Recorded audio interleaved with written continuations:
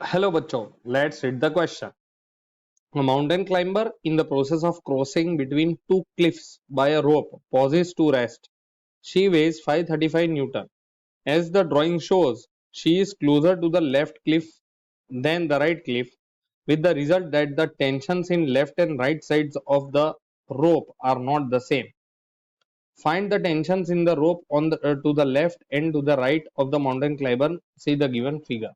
देखो यहाँ पे हमें एक दो क्लिफ्स दी है, उस पे एक रोप बंधी हुई है और यहाँ पे ये बीच में रेस्ट कर रही है, आप देख सकते हो। और यहाँ पे क्या हो रहा है, यहाँ पे एंगल बना रहा है कोई दोनों तरफ। तो यहाँ पे क्या हो रहा है, टेंशन प्रोड्यूस होगा ये रोप में। यहाँ पे टी एल ले लेते हैं, लेफ्ट साइड है तो इसको टी आर ले लेते हैं। हमें इन दोनों की वैल्यू निकालनी है और इसका वेट हमें दिया है 535 न्यूटन। तो पहले हम यहाँ पे की कॉन्सेप्ट समझ लेते हैं यहाँ का। तो की कॉन्सेप्ट जो है वो क्या है, की कॉन्सेप्ट हमारा यहाँ पे है इक्विलिब्रियम ऑफ फोर्सेस। क्या है हमारा, इक्विलिब्रियम ब्रियम ऑफ फोर्सेस। तो इक्विलिब्रियम ऑफ फोर्सेस होगा तो क्या होगा, object remains at rest, object remains at rest. ठीक है, चलो तो इसके ऊपर से थोड़ा आइडिया ले लेते हैं। मान लो कि मेरे पास एक ऑब्जेक्ट है ऑन अ प्लेन, इस पे दो फोर्स लग रहे हैं, मान लो F1 और यहाँ पे दूसरा लग रहा है लेट्स से F2, ऐसे। तो यहाँ पे ये कोई एंगल पे लग रहा है, मान लो थीटा एंगल पे लग रहा है विद रिस्पेक्ट टू हॉरिजॉन्टल। तो इसके दो कंपोनेंट्स हो जाएंगे F1 cos थीटा, जो कि आपका हॉरिजॉन्टल डायरेक्शन में होगा, और वर्टिकल कंपोनेंट जो कि नेगेटिव डायरेक्शन में होगा, तो F1 cos थीटा। तो हम इसको दो तरीके से लिख सकते हैं, सिग्मा एफ एक्स मतलब एक्स डायरेक्शन में जितने फोर्सेस है that should be equal to zero, and sigma F Y should be equal to zero. तो यही कॉन्सेप्ट लेके हम लोग पूरा ये बिल्डअप करेंगे। अब यहाँ पे फिर से ये डायग्राम हम समझते हैं। देखो यहाँ पे दो चीजें है, दो क्लिफ्स है। ये क्लिफ्स में एक बंदा ऐसे एक रोप पे टंगा हुआ है, लाइक दिस, ऐसा बोल सकते हैं।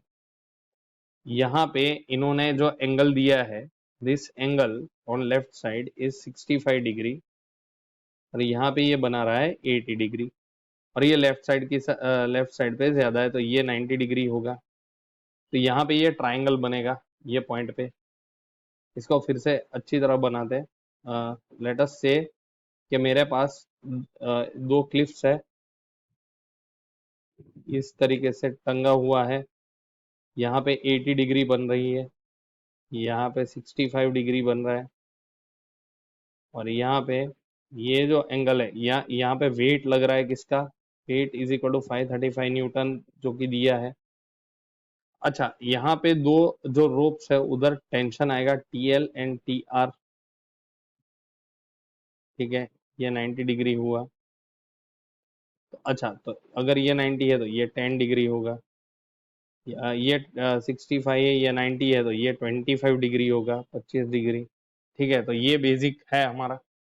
अब आप देख सकते हो यहाँ पे सबसे पहले ये लेफ्ट साइड वाला जो है उसके दो कंपोनेंट्स हो जाएंगे। एक ये रहा TL साइन 25 डिग्री, और दूसरा होगा इन एक्स डायरेक्शन जो कि लेफ्ट हैंड साइड होगा, that would be TL cos 25 degree. This is, हम इसके कंपोनेंट्स बना रहे हैं क्योंकि ये एंगल पे है।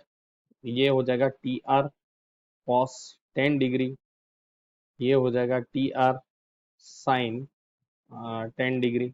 तो इस तरीके से हमारा पूरा कॉन्सेप्ट है। तो यहाँ पे सबसे पहले हम यूज करेंगे sigma F X equal to zero, which implies sigma F X में कौन सा आएगा, यहाँ पे देखो TR cos 10 degree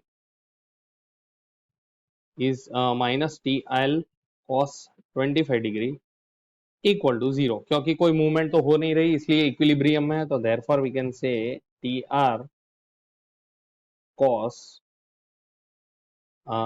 10 degree should be equal to TL cos 25 degree.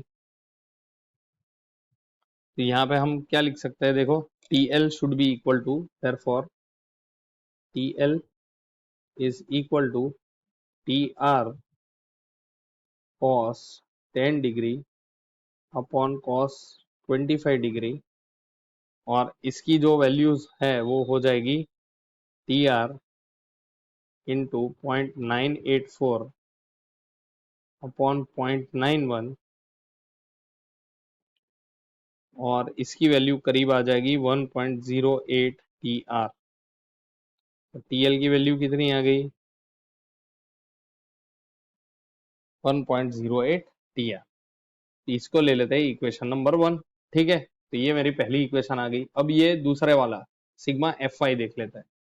तो सिग्मा FY should be equal to 0। तो यहाँ पे y डायरेक्शन में कौन से कौन है, तो यहाँ पे हम y ये डायरेक्शन ले रहे हैं, ये x डायरेक्शन ले रहे हैं, ये नेगेटिव x डायरेक्शन ले रहे हैं। तो यहाँ पे देखो ये डायरेक्शन में कौन सा है, TL sine 25 degree plus TR sine, देख लेते हैं एक बार, चेक कर लेते हैं फिर से, TR साइन 10 डिग्री है, हाँ TR sine 10 degree minus mg, क्योंकि दोनों के ऑपोजिट डायरेक्शन है, so equal to 0। Therefore mg तो यहाँ पे दिया है 535 न्यूटन, तो TL sine 25 degree plus TR sine 10 degree is equal to 535 newton. यहाँ पे इसकी वैल्यूज अंदर हमें लिख लेनी चाहिए, तो ये हो जाएगा therefore TL into 0.423 plus TR into 0.174 is equal to 535। अब इसके ऊपर से हम बोल सकते हैं ये कितना आ जाएगा, यहाँ पे TL की जगह 1.08 अगर हम रख देंगे, ये तुम्हारा हो जाएगा, TL कितना है यहाँ पे चेक कर लेते हैं, what is TL, TL is 1.08 TR। तो therefore 1.08 TR into 0.423 plus TR into 0.174 is equal to 535। यहाँ पे TR की दो वैल्यूज आ जाएगी, ये आ जाएगा therefore 0.457 TR plus 0.174 TR is equal to 535। तो देयरफॉर इन दोनों का एडिशन हमें मिल जाएगा 0.631 TR, 31 TR is equal to 535। अब इसके आगे हम इसको कैसे लिख सकते हैं, देखो इसके आगे हम इसको लिख सकते हैं TR into 0.631 is equal to 535, और यहाँ पे therefore TR is equal to 535 upon 0.631,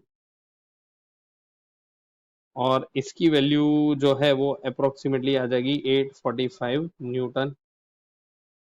ये मेरा पहला आ गया TR का। अच्छा TL क्या आएगा, इट इज 1.08 इंटू TR, ये तुम्हारा आ जाएगा 1.08 इंटू 845 न्यूटन, जो कि वैल्यू आएगी 919 न्यूटन। तो लेफ्ट साइड पे 919 न्यूटन लग रहा है और राइट साइड पे 845 न्यूटन लग रहा है। तो यही हमारा फाइनल सॉल्यूशन होगा बच्चों। Hope you understood. Thank you and best of luck.